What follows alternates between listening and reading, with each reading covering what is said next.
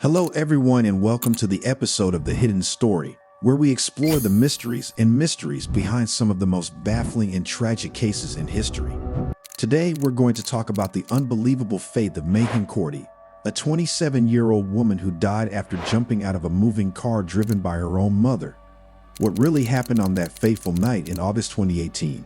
Why did Meighan decide to leave the car, leaving behind her cell phone, her shoes, and her 3-year-old daughter?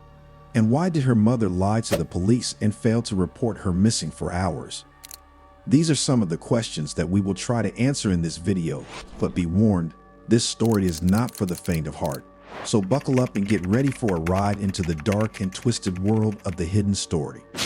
It all started on a Saturday, August 18, 2018, when Meghan Cordie and her daughter went to a family friend's wedding at Heiser Farms on Grand Island, south of Dayton, Oregon.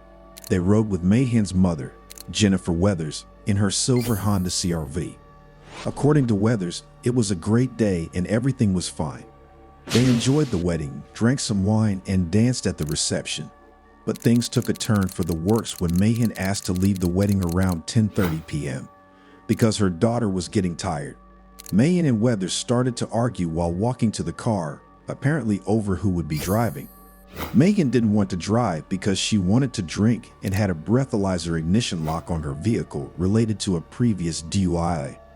Weathers claimed she was sober enough to drive, but several guests later told police that she was too intoxicated to do so.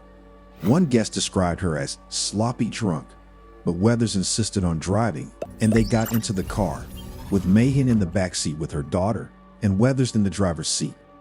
As they drove away from the wedding, the argument between Meighan and Weathers escalated. Weathers told police that Meighan was yelling and screaming at her, and that she tried to calm her down, but Meighan was not listening, and at some point, she pulled out a clump of her mother's hair. Weathers said she didn't feel any pain, and she didn't realize what had happened until later. She also said that Meighan suddenly opened the door and got out of the car while it was still moving. Weathers reported that the car was traveling less than 5 miles per hour, but that speed didn't match the severity of Meighan's injuries. Weathers said she stopped the car and tried to look for Meighan, but she couldn't see her in the dark. She said she called out her name, but got no response. She said she was scared and confused and didn't know what to do. She said she decided to drive back to the wedding, hoping that Meighan would follow her. She said she left her daughter in the car and went inside the farm to ask for help. But no one saw her do that, and no one heard her ask for help. She said she then drove back to the spot where Meighan had jumped out, but still couldn't find her. She said she drove around the area for a while, looking for her daughter, but to no avail. She said she then gave up and drove to her home in Dundee, about 15 miles away, where she spent the night with her daughter. The next morning, around 9:30 a.m., Weathers finally called the police and reported Meighan missing. She told them the story of what had happened the night before, but she left out some important details. She didn't tell them that Meighan had pulled out her hair, or that she had left her daughter in the car, or that she had gone back to the wedding. She'd also said that Meighan had got out of the car, instead of saying that she had jumped out of the car. She gave them the location where Meighan had exited the car, but that location was wrong. It was actually 9 miles away from where Meighan's body was later found. The police launched a massive search for Meighan, involving hundreds of volunteers, dogs, drones, boats, and helicopters. They searched the woods, the river, the farms, and the roads, but they couldn't find any trace of her. They also interviewed Weathers and asked her to take a polygraph test. She agreed, but she took a muscle relaxer before the test, which delayed the results. The test was inconclusive, and she was asked to take another one.